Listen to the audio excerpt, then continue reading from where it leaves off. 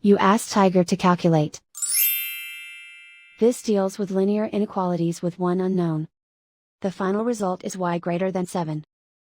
Let's solve it step by step. Group all constants on the right side of the inequality. Subtract 4 from both sides.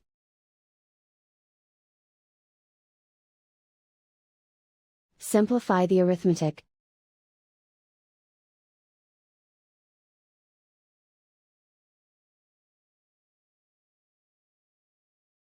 Isolate the y.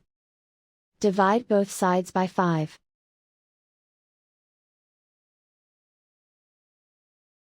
Simplify the fraction.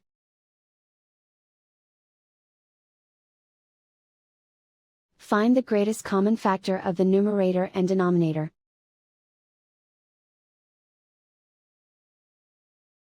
Factor out and cancel the greatest common factor.